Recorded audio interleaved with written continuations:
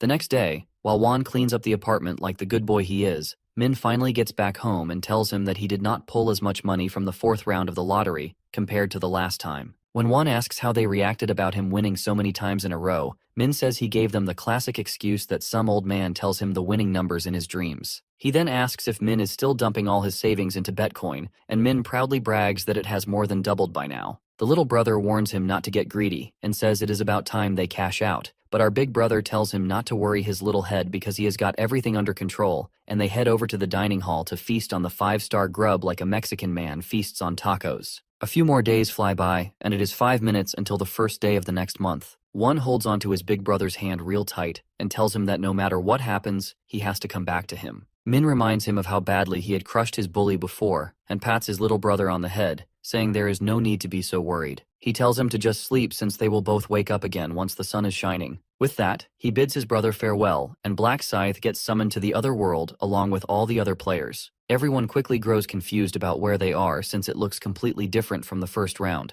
and one of them shouts out the moment he spots the top ranker walking straight through the crowd with that overwhelming aura. Black Scythe notices right away that everyone is keeping a bit of distance from him, and just as he starts wondering when the angel will show up, a new one appears who barely looks any different and casually asks if everyone has already arrived. Picking up on the murmurs, she cheerfully explains that the angel from the first round is currently on vacation after her little accident. Flashing a grin nastier than the devil himself, she tells them not to worry because they are all now in her very good hands. With that, the angel spreads her radiant wings and announces the quest for the second round. Quest windows float down in front of every player, each one showing the mission to select a zone representative within the next 3 hours. Everyone stares at the quest window, caught off guard and unsure how to react since many of them expected to be thrown into a fight against monsters. One of the players remarks that the total number of survivors will stay exactly the same after the quest, which spreads a wave of excitement through the group. The majestic angel notices their confused reactions and decides to explain the nature of the current round. She confirms what they're already starting to suspect, that there won't be any battles this time, and instead tells them they'll need to choose a leader from among themselves. The angel tempts them with the promise that the zone representative will gain the authority to command others to obey their every word, whether that means ending their own lives or crawling around like worms. She seems genuinely thrilled by the sheer weight of such power, while the others exchange confused looks, not sure how to feel about her excitement. Bathed in sunlight that wraps around her like an aura, she announces that after 3 hours pass, everyone will be allowed to cast their vote, and all they need to do is select a leader.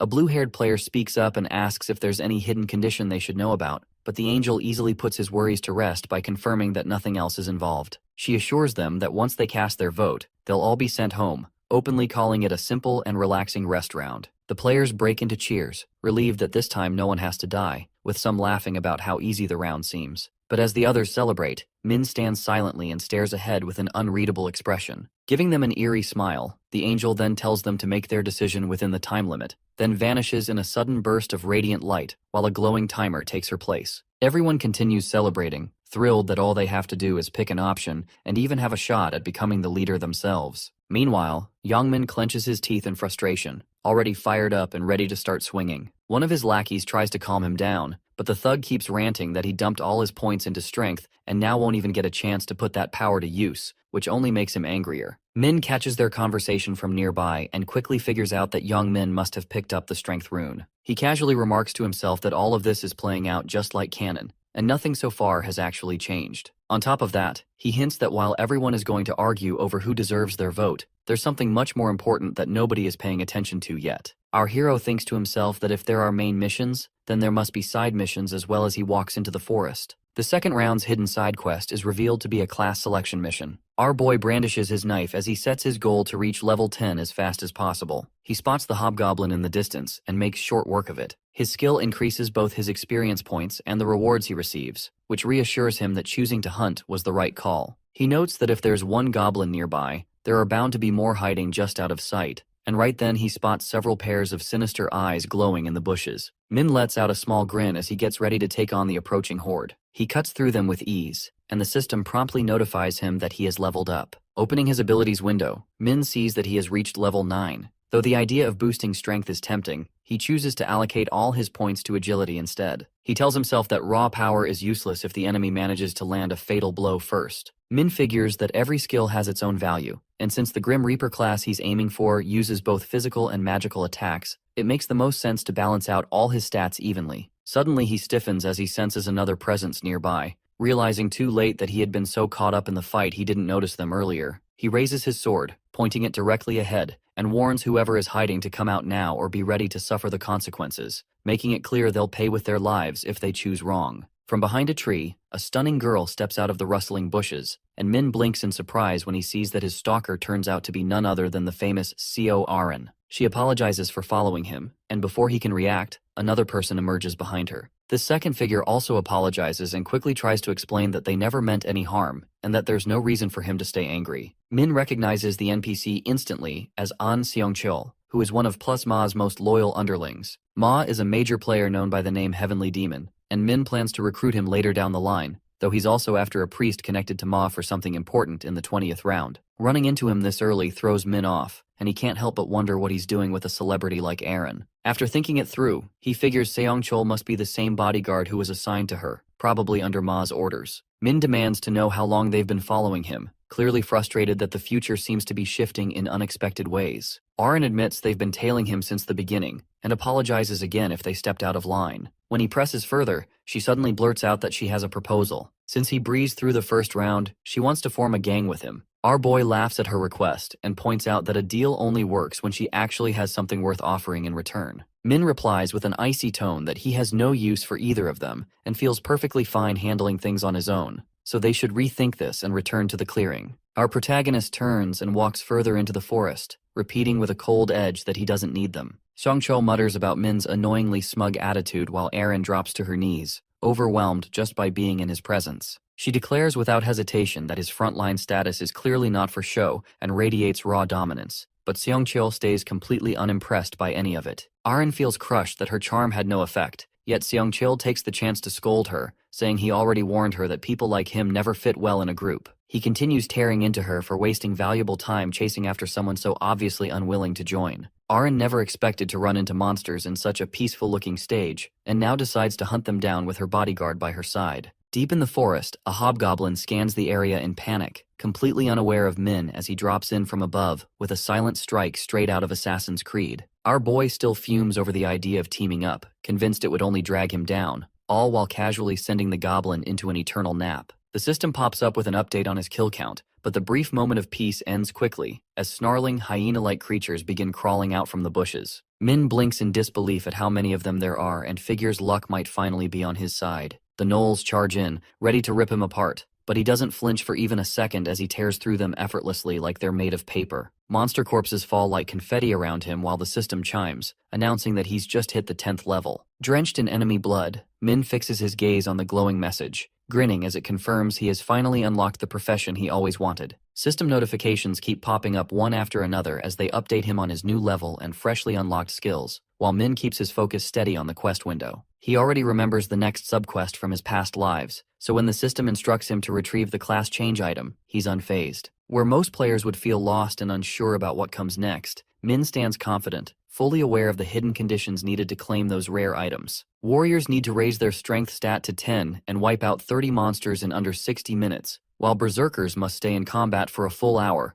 all while their wounds remain open. On the other hand, assassins have to land precise backstabs on monsters to earn the item, so the path each player takes directly shapes the class they unlock. In earlier lives, Min used to farm monsters without a plan, which always locked him into the hunter class. But ever since he discovered the broken abilities of the Grim Reaper, he never once looked back. Min uses the Angel's Blood as his class change item, and the system immediately flashes a warning, reminding him to choose wisely since this decision comes with no takebacks. Without a hint of doubt, our boy makes his choice right away, triggering a sudden explosion of bright light as the system confirms his successful class change. As a reward, our hero receives the Grim Reaper rune, which grants a stack of insane perks that instantly bind to his body. The system throws in a bonus Wicked Scythe along with a 50% discount voucher for any one item in the shop. But that's not all. He also gets bumped up to the Apprentice rank, which is the second last out of 6, and unlocks a rank-exclusive skill called Seal of Death, plus the power to wield the Grim Reaper's scythe. Min remembers that if someone fails to secure a class, they risk being stuck as a forever newbie, so in his case, charging ahead without delay definitely paid off. For being the first player to unlock a class, Min earns a hefty bag of gold along with a rare general skill called Tracking, which lets him follow anyone he wants as long as he knows who they are. Our boy decides to give the skill a test run by using it on the overly edgy bodyguard Ryu Min, the one he came across earlier. The system lets out a beep as it locks on and lights up a glowing trail for Min to follow, while also displaying the exact distance between them. He finds it weird that the lady and her manager are less than 200 meters away, and figures they must have tailed him deeper into the forest. Min feels annoyed since this has never happened before, and makes up his mind to go pay them a quick visit. Back in the forest, the odd duo is seen running from something, but Aaron suddenly drops to the ground, completely drained and unable to go any farther. She starts complaining loudly to Seong-chul, who tries his best to get her back on her feet before the goons behind them catch up. He offers some words of encouragement while helping her up, but she keeps whining that her arrow wound still hurts like hell. The bodyguard mentions that it's possible their real bodies won't be harmed as long as they manage to survive in the game. Aaron pulls herself together and agrees to keep running, but right then, a nasty voice cuts through the air, calling out to them. They both freeze and turn around in panic to see the thugs chasing them, led by none other than Ryu Min himself. Seong-chul silently curses the dramatic actress for wasting so much time and gets ready to fight, knowing there's no other choice now. Ryu Min throws out a taunt, mocking the bodyguard and calling him a doofus boomer for even thinking he can take them all on. Seong-chul tries pulling a talk no jutsu, claiming they're completely innocent, but Ryu Min casually confirms that they actually haven't done anything wrong, which throws them both off completely. The thugs then reveal the real reason is that they want to get their filthy hands on the beautiful lady. Somehow, the musclehead actually uses a few brain cells and figures out they're not after him but Aaron. The goons begin drooling openly while ogling her body, clearly not caring whether she's the actress or just someone who looks like her, and Aaron can only stare back in pure horror. Ryu Min smugly offers to let the bodyguard walk away unharmed if he just turns and leaves right now. He pauses for a second, thinking that if he had known what they were really after, he could have ditched her at the very beginning since he's not exactly rushing to die anytime soon. But one thought keeps pestering him that he can't face his boss after abandoning her, and that fear alone is enough to push him to risk it all. Ryu Min keeps up his taunts, ready to fight, but the bodyguard makes one last attempt to reason, claiming what they're doing is illegal. The thugs burst into laughter, and the musclehead asks which laws apply here and who Seong-chul is going to report to. Ryu Min mocks him further, questioning how he'll prove anything or track him down later. This frustrates Seong-chul, but deep down, he knows there's some truth to what Ryu Min says. Since threats haven't worked, he decides to face them head-on, but just before he can throw a punch, a figure in the distance catches his eye, breaking his focus. Min steps into view leaning against a tree, farming his aura. His sudden appearance catches everyone off guard. Black Scythe walks toward them slowly, demanding to know what's going on. Ryu Min tries to speak up, but Min shuts him down, asking the duo about their situation. Seong-chul quickly explains that the thugs are after Aaron and begs for Min's help, promising to repay him later. Min glances at Ryu Min, who starts to sweat under the pressure, and asks if what they're saying is true. Ryu Min tries to brush him off, telling Min to mind his own business, but our boy isn't having it. He begins to glow with an ominous aura, declaring that the duo are his friends. The thugs stare at the black fire in fear, but Ryu Min dares to question him. Min brandishes his scythe, coldly stating that he will not abandon them in their time of need. Ryu Min feels completely terrified, wondering how our protagonist plans to handle the situation with them. The duo breathes a sigh of relief and expresses their gratitude toward Black Scythe, but our boy is far from satisfied. He wants something for himself as well, and does not intend to leave empty-handed from this encounter. He contemplates that by saving Ma's subordinate, he could earn some valuable favors, and that would mark the start of a strong and prosperous relationship between them. The cherry on top is that he never liked the thugs in the first place, so taking them down is just an added bonus, killing two birds with one stone. The goons panic as Min steadily advances toward them, and they threaten him to stay back. Min halts for a brief moment, smirking at them as he asks if they're all bark and no bite. Ryu Min quickly realizes that he has no chance against Min, recalling how he massacred those goblins and claimed first place. He knows only an absolute fool would dare to fight him after seeing what he's capable of. Min taunts them once more and demands that they be honest with him. Ryu Min wonders if Min will let him go, but Min replies that he will only consider it if they crawl like dogs and beg for mercy. The musclehead struggles to process what's happening, and it dawns on him that Min is simply mocking them and wants him to kneel while his friends and Aaron watch. Ryu Min feels the urge to back down, even though his reputation is on the line. Suddenly, a less than brilliant idea crosses his mind, and he convinces himself that his training has made him strong enough to crush our boy like a can. A surge of misplaced confidence fills him, and he insults Min openly, warning him to prepare for the beating of his life. Ryu Min, now fuming, moves toward Min, telling him to take his sorry self somewhere else because he's about to get cooked. The musclehead steps closer, thinking he can close the gap enough to land a hit on Min's head, believing that a well-placed strike will be enough to deal with Black Scythe. Young Min can almost taste the sweet victory but is caught off guard when Min suddenly puts his scythe away and asks him what he plans to do now. Min teases him, mentioning that the fight would end quickly if he used a weapon, so he decided to make things fair. The musclehead grins in confusion, but his expression shifts in an instant when Min vanishes from his line of sight. Our protagonist dashes forward at full speed toward Young Min, who smirks, thinking that a bare-handed fight will be in his favor. The musclehead throws a wild haymaker, but to his surprise, Min manages to dodge it effortlessly. Before Young Min can think of anything else, he suddenly lurches forward in pain as Min connects his knee to his stomach, sending him flying backward. The brain-dead guy groans in agony, struggling to get up, but still manages to spit out a curse toward Min. Unimpressed, Black Scythe approaches the thug and punishes him for his swearing with a brutal, merciless kick to the face. The one-sided beatdown doesn't stop there as Min lifts the goon by his collar, delivering repeated smacks that echo in the air. Young Min is left confused, unable to process how Min can hit him so hard, as if he were a jackhammer. It suddenly hits him that Min is not only as strong as him, but he might even be stronger. Even though Min doesn't have the strength rune, Young Min wonders how our boy got so strong as he collapses to the ground, beaten to a pulp. Min stands there staring at his handiwork, but his moment is quickly interrupted by the goons, who are preparing to launch a sneak attack. One of the thugs fires a powerful arrow, causing Eren to scream at the top of her lungs, urging Min to dodge it. Despite his overwhelming power, our protagonist effortlessly evades the arrow, leaving the thug in a panic as he quickly loads another one. Min weaves left and right with precision, perfectly dodging each arrow. He closes the gap between them in no time. Reaching the archer, he faces him directly and commends him on his skill, but warns him to pray to whatever deity he worships because his luck ran out the moment he crossed paths with Min. Without hesitation, our boy slashes with his scythe, dismembering the archer with a clean cut that sends a scream of pain into the air. The other thugs panic, but they still make the mistake of challenging him, even after witnessing what happened to their comrade. One of them dares to rush at Min with a knife, swearing like a maniac that he will end his life. However, Min remains calm and collected, unbothered by the thug's words. With a casual motion, he activates his skill Seal of Death as he swings his giant scythe. A deadly look flashes in his eyes as the blade cuts through the air. The thug barely gets a moment to react before the scythe slices clean through his legs like butter, dropping him to the ground like a domino while his friend stands there frozen in horror. Panic takes over the poor guy as he stares at the severed limbs, but before he can even process it, Min lunges at him with his scythe raised high. Since he already has his weapon drawn, our boy calmly asks if he's ready to deal with the consequences of what he started. A swift slash follows, tearing the thug's arm clean off and sending him into a screaming mess of suffering. Min takes a quick look at the result and nods to himself, clearly pleased that his strike was strong enough to slice clean through the armor without a hitch. The thugs lie scattered across the ground while our boy stands over them,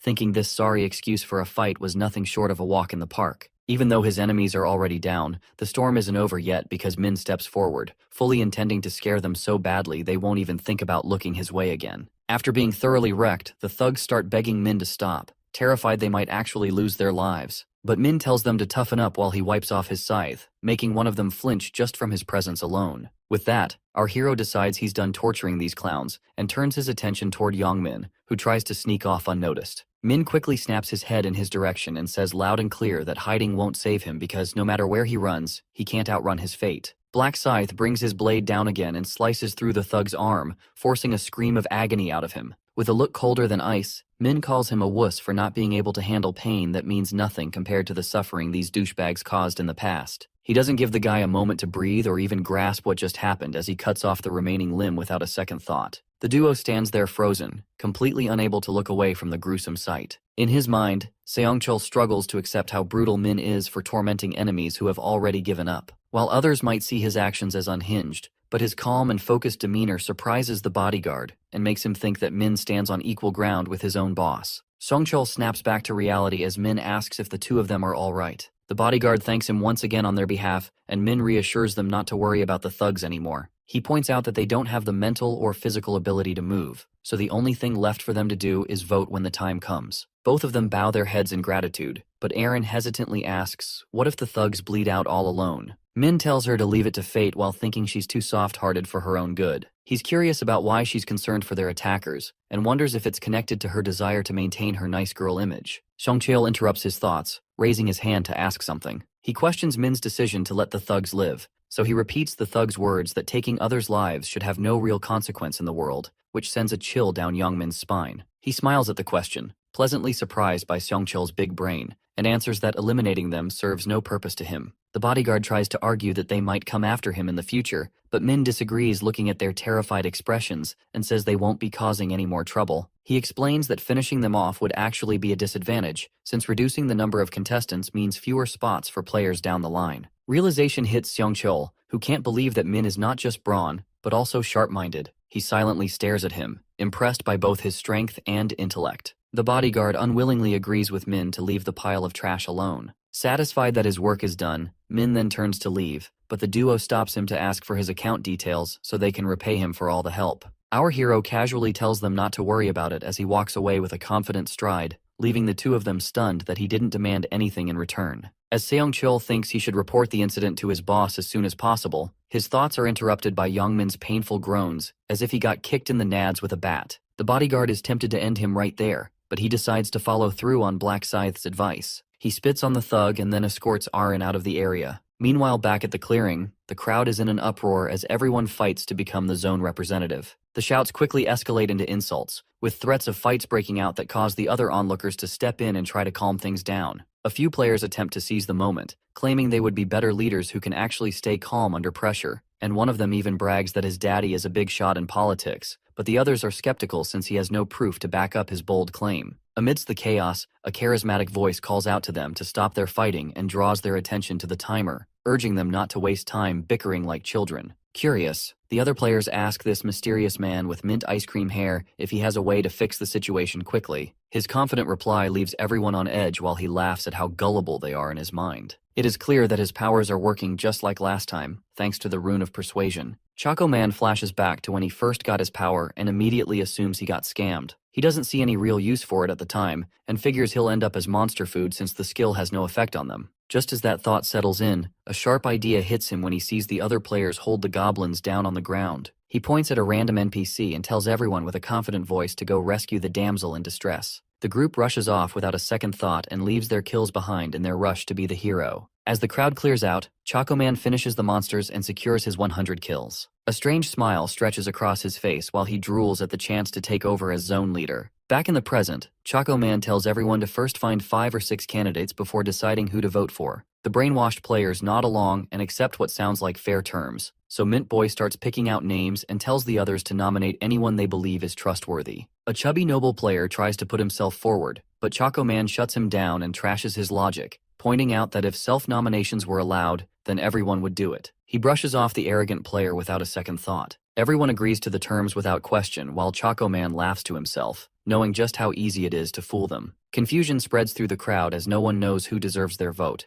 but Mint Choco Man has already counted on this, and knows they'll go for whoever stands out the most. One of the players falls for the trap and nominates the blue-haired player, praising how naturally he commands a crowd with his leadership. Choco Man puts on an innocent act while the NPC stands by his decision to approve the nomination, unaware he has walked right into Choco Man's plan. He thanks the player with a smug grin, pretending to be grateful for the easy setup, then asks the crowd if anyone has more candidates to offer. One player suggests Black Scythe, which makes perfect sense since he topped the previous round. 2 more voices speak up, naming the second and third place winners from that same round. With 4 nominees now chosen, Choco Man asks one last time if anyone has more names to add, but the crowd stays quiet. He claps his hands to wrap up the selection and invites the nominees to step forward and give their speeches. Feeling overly pleased with himself, he takes the lead and steps up first, certain he has already made a fool out of the entire group. Mint Boy begins his speech but barely manages a word before someone shouts at him to shut his mouth. He pauses and turns his head, confused as he tries to spot the source of the voice. Jo Jung-sik, better known as Life is a Documentary, steps into view and strolls toward him with a look that says he's not here to play nice. Clearly angry, Joe questions what kind of scheme Choco Boy thinks he's running. Mint Boy steps in and tries to diffuse the tension, but Joe brushes him off and demands to know who put Choco Man in charge, asking why he gets to decide anything. Mint Chocolate feels a wave of panic as it seems Joe has seen straight through him,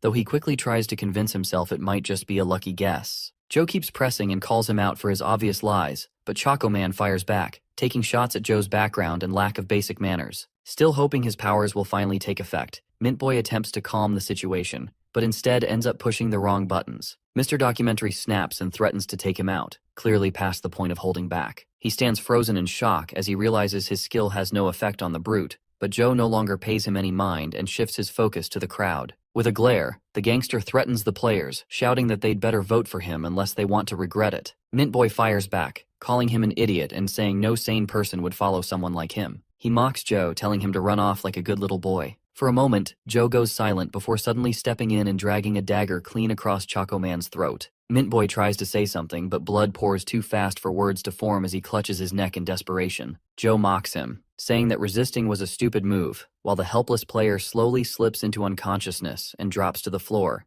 Mr. Documentary turns to face the others and announces that this is what happens to anyone who refuses to listen. Panic spreads across the crowd as everyone stares at Choco Man's lifeless body and starts screaming at Joe, calling him a murderer. This doesn't bother him in the slightest as he lifts his blade and dares anyone bold enough to try and take him on. One NPC clearly misses the warning and keeps running his mouth, giving Mr. Documentary all the excuse he needs. With a wild grin spreading across his face, he charges forward and cuts down a few players who still have the nerve to speak out, painting the area in blood. His face twists into something completely unhinged, fully embracing the thrill of tearing through whoever he wants with no one around to stop him. To him, this chaos feels like paradise, a place where he can do whatever he pleases. With blood dripping from his blade, he raises it once more and challenges anyone to defy him, but the crowd stands frozen, too terrified to make a move. The gangster starts thinking to himself that no one in their right mind would dare challenge him now, and nothing is going to stop him from claiming the spot as representative. In his mind, the moment he takes charge, there's only one thing left to do, to fold Black Scythe into two like the iPhone 6. He figures once Min is out of the way, no one else will have the power to block his rise to the top.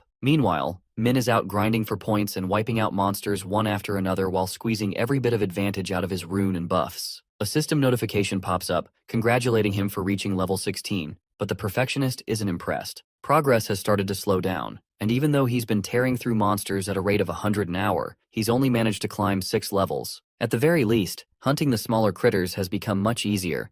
He now has both the Grim Reaper and the Slaughter rune. Min glances at the time and notices that 3 hours have already gone by, so he figures it's about time to head back. Before he can take a step though, a golden light begins to shine above him and saves him the trouble, teleporting all the players back to the starting point. Seongchol and Arin are left completely shaken by the destruction and chaos left behind by Jungsik Joe. Min tries to make sense of the situation, thinking that Joe, being the leader of the Jungsik gang, is obviously a seasoned fighter who's always managed to hold second place on the local rankings, although his personality is absolute trash. He figures that someone this unstable needs to be dealt with at the right time, all while that maniac casually walks up to him. Our guy asks what he wants, and Joe answers with a suggestion that Black Scythe should work under him unless he wants to die. Our guy clearly takes that as an insult and fires back by telling Joe to kneel and beg for his life if survival is what he's after. Joe clearly doesn't get the hint and keeps running his mouth about becoming the representative, but our boy quickly shuts him up and pulls out his scythe, asking if he'd listen better after being sent to the afterlife. Joe stares in shock, completely dumbfounded at the sight of the weapon,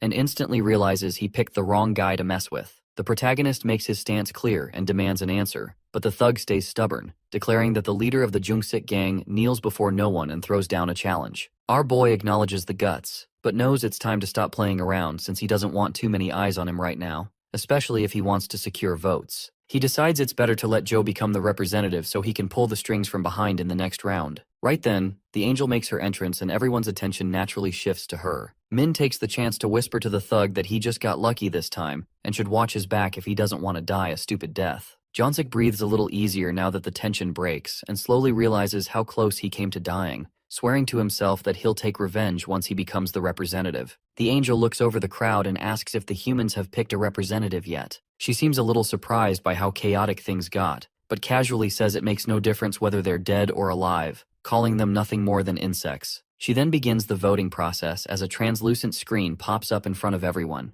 explaining that to vote, all they have to do is stare at the person they've picked and think about voting for them, warning that anyone who doesn't vote within 5 minutes will be killed on the spot. The players begin locking their gaze on someone, and Joe instantly assumes that he's the center of attention, but the moment he notices that people aren't actually looking at him, he starts throwing threats around, warning everyone that they'll die if they don't vote for him. The countdown finally hits 0 and every player manages to cast their vote, officially wrapping up the round. As soon as the angel brings up the tally board, she reveals that Joe, who goes by the ridiculous nickname Life is a Documentary, has barely scraped a win in the election, with Black Scythe landing just behind in second place. The thug stands frozen in disbelief as he glares at the crowd, already guessing which traitors dared to vote for Black Scythe instead of him. The angel doesn't waste time and concludes the process by naming Joe the official representative of the local map, handing over the command right ability, which allows him to control 10 players. Joe flashes a wicked grin, already picturing himself getting payback using this brand new power, though his dreams crash the moment he reads the fine print and learns that the skill only lasts for 10 turns, lets him issue just one command at a time, and becomes completely useless against anyone who has unlocked a profession. Right after, the angel decides to drop another bomb by revealing that the map had a hidden quest that allowed players to unlock a profession before the voting round even began. Everyone looks confused, and the angel clears it up by saying that the side quest would have appeared once any player reached level 10. The crowd starts whining that they never had a chance to level up because there were barely any monsters around, but the angel just looks disappointed and tells them the forest was crawling with monsters the whole time, though she softens the blow by adding that only 8 people in the entire world had actually managed to finish the side quest. She goes on to mention that someone from their local map has also managed to gain a profession, and then pulls up the side quest results to reveal who it is. Once again, Black Scythe has come out on top, ranking first both in the local map and worldwide, earning the profession of Reaper. Everyone turns to stare at our guy in complete disbelief while he casually strikes a pose, taking the chance to farm a bit of aura from their reactions. People start thinking about what the Reaper profession could actually mean, and a few assume he probably got that scythe because of it, while Joe just stands there dumbfounded since he had planned to make Black Scythe end his own life using the command right, only to realize now that it won't even work on him. The angel then explains that the ranking is based on how fast players manage to complete the side quest, and seems genuinely impressed that not only did our boy unlock a profession, but he also managed to rank first on the entire world map. She begins to wonder if his name lining up so perfectly with his unique profession is nothing more than a coincidence, or if he already knew it was going to matter. Our protagonist replies that it's just a coincidence and flashes a smile, fully aware that the angels don't actually know the conditions required for that profession. The angel finds it amusing and wonders aloud if this is what humans refer to as fate, then points out how crazy it is that he's now immune to the command right, something that clearly surprises the rest of the players. After catching their interest, she explains that anyone who has unlocked a profession can't be commanded by the representative, and just when it seems like she's done, she totally blows up the thug's entire plan like she's been waiting to take a shot at him, pointing out that he can only use the command 10 times in total, which brings a wave of relief across the players, while Joe clenches his teeth in pure frustration. The angel finally turns to our guy and hands over the rewards for completing the side quest and ranking first in the world, giving him a low-tier armor ticket along with a special reward chest. He redeems the armor ticket and gets the option to pick between 3 different kinds of armor. He picks the skilled hunter's leather armor since it offers the perfect balance between defense and agility. As for the special rewards chest, he gets to choose between an XP buff, 3,000 gold, and information about the next round. And knowing that there will be loads of monsters to slay in the upcoming stage, he confidently goes for the experience buff. With the rewards now distributed, the angel sends everyone back into the real world and casually announces that the next round is going to be a lot more fun. Ryu Min wakes up in bed completely shaken, only to realize that his arms and legs are all still there, and he lets out a sigh of relief knowing that the injuries sustained in the game won't carry over to the real world as long as he survives them. He grits his teeth and swears to never go up against Black Scythe again, not even wanting to be in the same space as the terrifying protagonist. Back at the hotel, Seong-chul praises Arin for doing well, though she admits she had been more of a burden, and sincerely thanks him for protecting her. He stays composed and tells her he was simply doing his job. Arin then brings up her wish to thank Black Scythe for saving them, but says she has no idea how to go about it. Seong-chul argues that it would be nearly impossible to track down Black Scythe since he hasn't revealed his identity, and given that he didn't provide his bank account number for compensation, it's clear that he doesn't want to be found. Maybe he knows his identity could be traced through something like that. He goes on, suggesting that giving Black Scythe an item in the next round might be a good way to show gratitude, which Arin agrees with. Seong-chul wishes her good night, and the next thing he knows, he's in the elevator, calling Kyunggrok Ma. He asks why Ma is still awake, to which Ma responds that he just needed a drink. Seong-chul congratulates him on getting the Dark Knight profession. Ma then asks about their progress, and Seong-chul explains that he and Arin only made it to level 8 because they got injured mid-level. Ma shows interest as Seong-chul mentions he's planning to report the matter and asks if Ma has time. Upon hearing that it's about Black Scythe, Ma tells him to head to the hotel to discuss it. Min watches from a distance as Seong-chul gets into his car and drives off, quickly deducing that he's heading to Ma. A while ago, he had been using his tracker ability to locate Seong-chul, and the system had shown that he was nearby. But then, when the distance begins to increase rapidly, Min realizes that Seong-chul is on the move. Wondering if he's meeting Ma, Min decides to head out and see for himself. Back at the hotel, Ma marvels at how perfect the Dark Knight profession is for pet projects, but he knows the report should be his first priority. Sitting down, he starts to think about Black Scythe, wondering what the report related to him could possibly be. Assuming the worst, Ma jumps to the conclusion that the protagonist must have assaulted his manager, Seong-chul, and vows revenge. For him, assaulting his manager is like assaulting him, and he affirms that he will break anyone who dares to get in his way. Just then, manager Seong-chul knocks on the door, and Ma lets him in. They greet each other, with Seong-chul saying he's doing well, all thanks to Ma. Ma replies that he's not even on the same map. Seong-chul flatters him further by saying that having him around is motivation enough, which Ma immediately calls out before telling him to sit. Seong-chul continues, congratulating him on his survival, which Ma dismisses, and then desperately congratulates him again on getting a profession, calling it just luck. Seong-chul argues that luck depends on the person, and points out how difficult it is to rank second in the world. He tells Ma that it's an honor to serve him, but Ma directly cuts to the point, calling out Seong-chul for his flattery, and saying that the manager must want something from him. Ma allows him to speak, and Seong-chul hesitates. He asks Ma how he got his class item, to which Ma replies that he got it by hunting monsters. In reality, he had received it from the random rune piece granted to all players at the start of round 1 by the first angel. It was then that he discovered he could enter the Dark Knight profession once he reached level 10. Ma knows he got extremely lucky at the start, but despite that, he understands he can't reveal such sensitive information to his manager, since humans can change sides so easily. He quickly changes the subject, asking Seong-chul who injured him, and whether it was Black Scythe who did it. The manager quickly clears things up and tells Ma that he actually owes Black Scythe. Ma's curiosity peaks as Seong-chul explains the entire situation. He recounts how a group of troublemakers had gone after Aaron, nearly costing both of their lives, and how Black Scythe stepped in to save them. He points out that even if Aaron could have survived physically, the psychological toll would have been so great that her career would have been over. Realizing that he nearly lost his most loyal man and his business, Ma falls silent for a few minutes. Finally, he asks about the fate of the people who hurt them, wondering if they were killed, but Seong-chul explains that Black Scythe didn't kill them. Despite Ma's protests, the manager clarifies that Black Scythe argued that killing them would be pointless and would only harm everyone's chances of surviving the next round. Seong-chul starts to worry whether those thugs might come back to cause trouble in the future, but he admits that Black Scythe did protect both him and Aaron, and in that sense, even CEO Ma is indebted to him. He decides they should compensate the hero, but Seong-chul tells him that Black Scythe had rejected compensation right then and there and simply walked off. Ma instantly realizes that Black Scythe is trying to keep his identity hidden by refusing any compensation,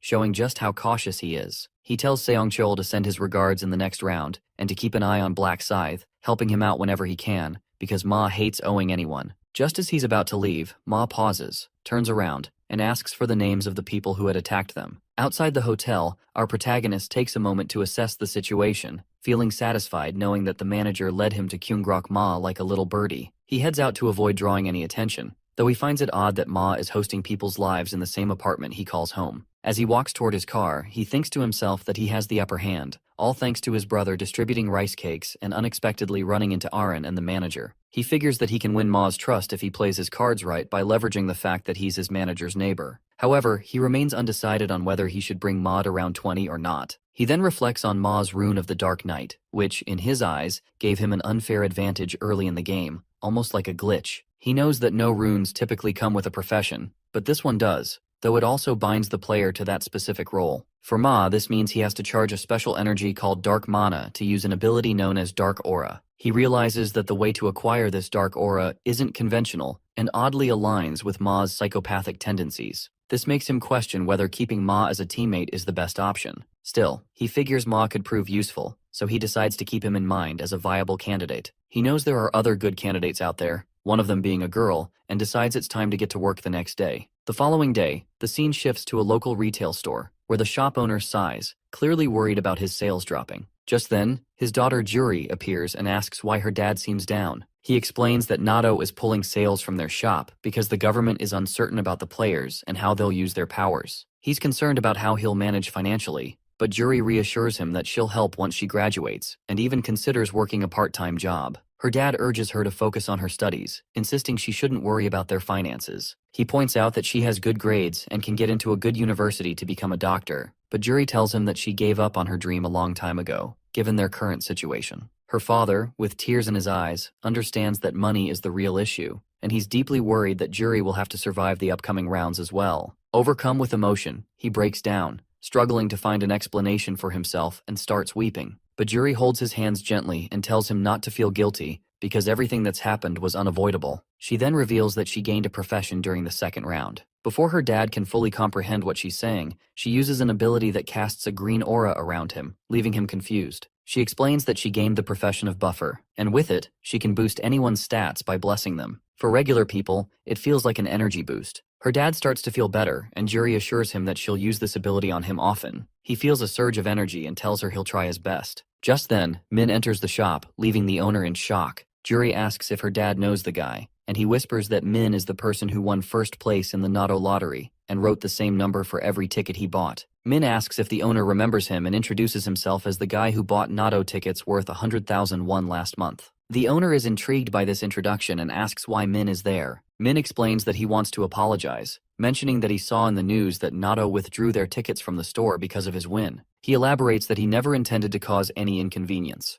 The owner reassures him that it's not the customer's fault, and adds that Natto pulling their tickets won't make him bankrupt. Despite this, Min pulls out an envelope containing 10 million won and hands it to the shop owner as compensation for any trouble he might have caused. The shop owner is stunned and insists Min doesn't need to pay him, but Min firmly tells him to take the money because he wants him to, before leaving the store. The owner is overwhelmed by the situation and refuses to accept such a large sum. Juri volunteers to run after him and give the envelope back, and her dad agrees. She rushes after him and eventually catches up, calling out his name. However, Min doesn't recognize her. She tells him they're in the same class, but Min claims he isn't good at remembering faces and doesn't know her. In reality, he knows exactly who Juri is. She's the store owner's daughter and has the buffer profession. He recalls the first time he met her and how he discovered they were classmates, which surprised him. He had intentionally made their first meeting during this regression seem like a coincidence so that Juri would join his team without hesitation. Juri asks if they can talk somewhere and Min agrees. The scene shifts to a local park where they're sitting on a bench. Juri hands him back the envelope.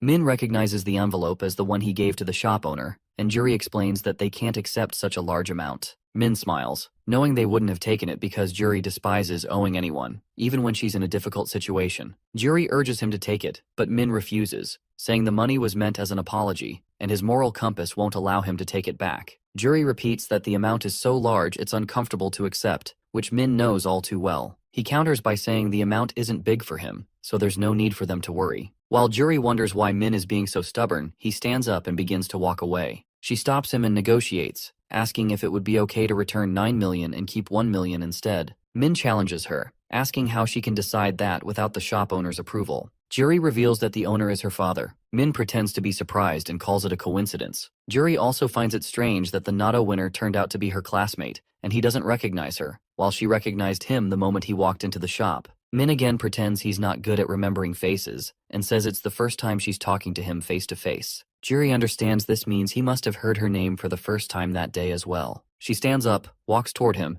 and introduces herself again, asking him to remember her face. Min assures her that he will. The girl is then overtaken by the sadness of having to introduce herself to her classmates even though they're about to graduate. Min consoles her, telling her that he'll stay in touch after graduation. After saying this, he asks for her phone number. Juri hesitates at first but eventually types it into his phone. Min suggests they should be friends and then begins to walk away. Just then, Juri realizes she didn't return the envelope and calls out to him. Min simply waves and leaves. She stands there for a moment, then becomes overwhelmed by the fact that he asked for her number. Even though he asked as a friend, Juri can't help but feel a flutter because, in her heart, she has a crush on him. She remembers the time she saw him getting bullied and, feeling a sense of responsibility, called the police. She followed him home, only to see him work at his part-time job like nothing had happened. It was then that she realized how strong of a person he truly was. Since then, her interest in him had grown, but she was too hesitant to talk to him and couldn't even bring herself to approach him. Now she feels she shouldn't hesitate anymore. Fate has brought them together, especially after he gave them 10 million won. Determined, she decides to be brave and plans to invite him to lunch. The scene shifts to our hero sitting in bed at home when he gets a text from Juri asking if he's available for lunch because she has something to talk about. Min tries to pay for the meal, but Juri insists it's on her. He smiles, knowing his plan is working perfectly. Juri doesn't want to feel indebted and is more likely to help him when he needs it. He gets up to get ready, thinking to himself that he'll keep Juri alive until the 20th round this time. As he's about to leave, Won asks where he's headed. Min replies that he's going to meet a friend. Won then asks if the friend is a girl, and Min agrees, telling his brother that he'll be eating out, so Won should have something without him. This leaves Won in a confused, amusing state, thinking his brother is in a relationship. The scene shifts to a restaurant where Min and Juri are having steaks for lunch. Juri still can't believe she's having one-on-one lunch with him and hesitates to speak for a while. Finally, she gathers the courage to ask how he managed to win Natto 4 times in a row. Min casually replies that the numbers were revealed to him in a dream.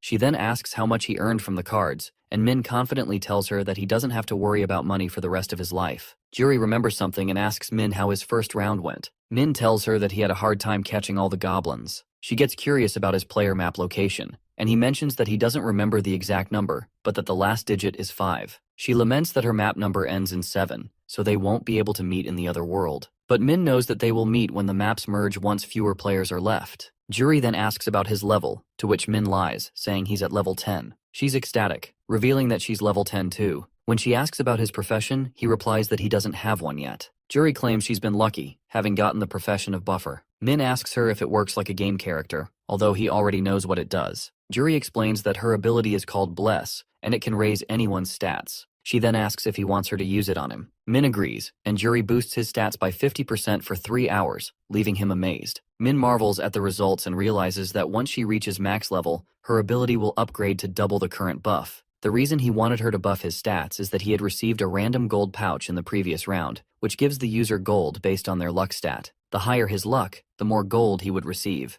Min thanks Juri for the buff, and she tells him she can do it for him anytime he wants. Min then asks what she wanted to discuss. Juri explains that her father wanted to send his thanks for the money he had given them, and promises to return it when she's able to do so. Min reassures her that she doesn't need to return anything, so she tries to compensate him with an item she got in the previous round. She hands him a purple crystal. After leaving the restaurant, they both wish each other good luck for the next round. Later, Min goes to a local park and opens his inventory. To his surprise, the crystal Juri had given him is a mana crystal, which turns out to be an A-tier item. This was unexpected for him. He judges that the item's description doesn't do it justice, and players will only truly understand its importance when they reach level 20. The crystal allows players to combine it with their weapons, granting them different enhancements. There are 7 types of crystals in the game: red, orange, yellow, green, blue, navy, and purple. Each crystal has a different effect. Red increases damage, orange increases power, yellow boosts luck, green raises speed, blue enhances intelligence,